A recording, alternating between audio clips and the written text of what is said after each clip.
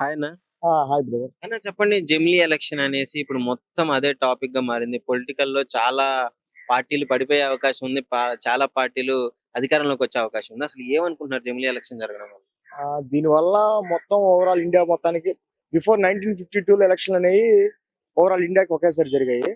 అలా చేయడం వల్ల ఏమవుతుందంటే ఒక ఒక పార్టీకి సంబంధించి మేనిఫెస్టోకి సంబంధించి ఏమైతే వాళ్ళు హామీలు ఇస్తారో ఆ హామీలు అనేవి వాళ్ళు నెరవేర్చడానికి కానీ ఒక పద్ధతి ప్రకారంగా చేస్తారు. అదర్వైజ్ చేయని పక్షంలో నెక్స్ట్ ఏదైనా అపోజిషన్ పార్టీకి పోవడానికి అవకాశం ఉంటుంది. ఆఫ్టర్ 1952 తర్వాత ఎలక్షన్స్ అనేవి ఒక పార్టీకి లైక్ కొన్ని స్టేట్స్ కి ముందర జరగడం ఎలక్షన్స్, ఆ తర్వాత కొన్ని స్టేట్స్ తర్వాత జరగడం వల్ల ఏమవుతుందంటే ఈ బడ్జెట్ లో లోపాలు కానీ ఇలాంటివన్నీ జరుగుతూ ఉన్నాయి. ఈ జమిలీ అనే కాన్సెప్ట్ అనేది బీజేపీ తీసుకురావడం వల్ల ఏమవుతుందంటే ఓవరాల్ ఇండియా మొత్తాన్ని కలిపి ఒకేసారి అనేది ఎలక్షన్ చేయడం వల్ల ఇట్లా లైక్ ఇలా దొంగ నోట్ల ఈవీఎం స్కామింగ్ సంబంధించి కానీ అలాంటివి ఏమన్నా పొరపాటు నుంచి మనం యాక్సెప్ట్ చేయొచ్చు అనమాట. సో ఈవీఎం చూసుకున్నట్టయితే మరి దేశం మొత్తం ఒకేసారి ఎన్నికలు అంటే అన్ని ఈవీఎంలు కూడా మన దగ్గర లేవు కదా. సో ఒక దేశం మొత్తం అంటే అది చాలా రిస్క్. బడ్జెట్ కి సంబంధించి అంటే దాని వల్ల అలా చేయడం వల్ల అనేది మనకి అంటే అన్ని ఈవీఎంలు తీసుకురాలేకపోవడం అనేది గవర్నమెంట్ కి సంబంధించిన వ్యవహారం.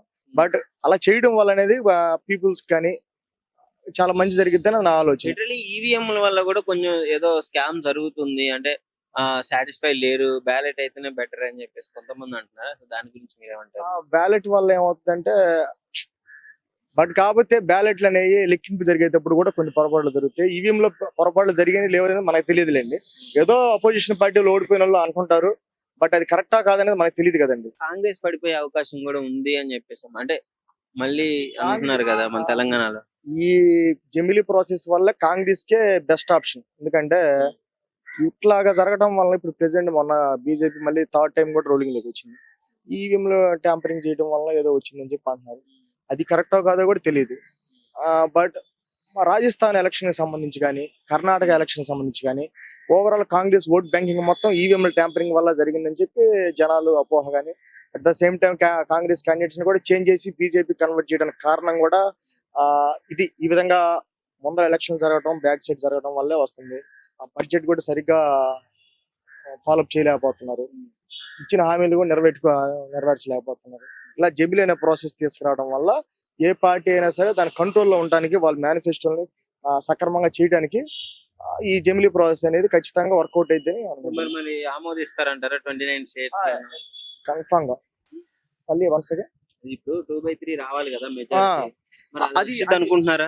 కన్ఫామ్ గా వస్తుంది ఈ ప్రాసెస్ కానీ అనుసరిస్తే. జమిలీ ఎన్నికలు రావాలని చెప్పేసి అందరూ కోరుకుంటున్నారు, మరి ఆమోదం కూడా వచ్చేసింది. సో ఇది అసలు సాధ్యం అవుతుందంటారా? ఇది అయితే సార్ అయితే ఎన్నికలు ప్రధానమంత్రి తలుచుకుంటే అవుతుంది. మాజీ రాష్ట్రపతి రామ్నాథ్ కోవింద్ అధ్యక్షత వేసారు కదా సార్, అయితే కంపల్సరీ. సో అంటే ఇది ఎలక్షన్ రావాలంటే చిన్న ప్రాసెస్ అయితే కదా, చాలా పెద్ద ప్రాసెస్. పైగా అసలు యూజ్ ఏంటి దీని వల్ల?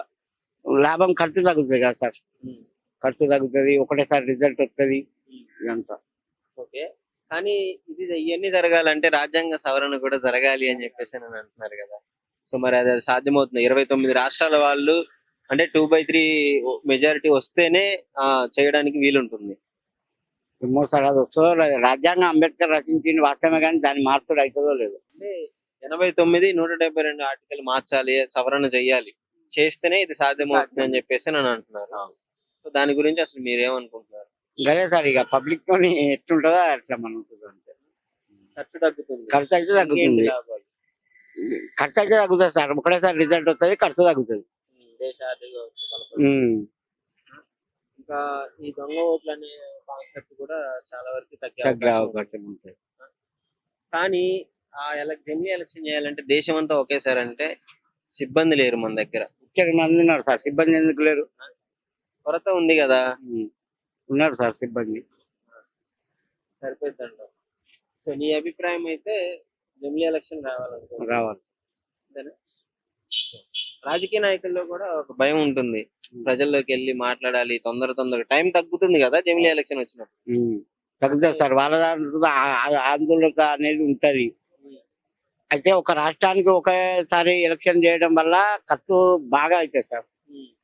అంతా ఒకటేసారి అయితే ఖర్చు తగ్గుతుంది, వృద్ధి రేటు పెరుగుతుంది, అంతా బాగుంటుంది. మీకైతే జనరల్ ఎలక్షన్ బాగుంటుంది బాగుంటుంది సార్. అసలు ఇప్పుడున్న ప్రభుత్వం మరి అధికారంలోకి వచ్చిన తర్వాత చేస్తుంది ఏమన్నా ఏం చెప్తలేదు సార్, ఏం లేదు. రైతు బంధు లేదు, ఏం లేదు. రైతు బీమా లేదు, రైతు భరోసా లేదు, ఏది లేదు. దీపావళికి ఇస్తా అన్నారు, సంక్రాంతి పోయింది, దసరా పోయింది, ఇప్పుడు మళ్ళీ సంక్రాంతికి ఇస్తా అంటాను సార్. అది ఇయ్యడు, అది కాకపోదు. కరెంట్ ఎలా ఉంది కరెంట్ ఉంది వస్తుందా? సార్, కరెంట్ వస్తుంది. రెగ్యులర్ బాగానే కేసీఆర్ గారు ఉన్నప్పుడు ఎలా ఉంది ఇప్పుడు అలా ఉంది. అలా ఉంది సార్. సో మీరు ఇద్దరులో ఎవరు బాగా చేశారంటే కేసీఆర్ గారా కేసీఆర్ గారు సార్. ఈయన ఏం సార్, మొత్తం అన్ని ప్రాజెక్టులు మొత్తం కేసీఆర్ కట్టించిండు. ఈయన ఏం లేదు. ఇది మన హైడ్రా పెట్టి బిల్డింగ్లు అన్ని గుర్తు చేసుడు, మూసిని ప్రణాళిక చేసుడు, ఇవన్నీ అవసరమా సార్? 1,50,000 కోట్లు. అదే గరీబులకు ఇల్లు కట్టేయండి సార్, ఇందిరా మిల్లు అవి ఇవి పెట్టి చేయండి. 6 గ్యారెంటీలు అన్నారు. మహిళలకు బస్సులు అవసరమా సార్? అవసరమే లేదు.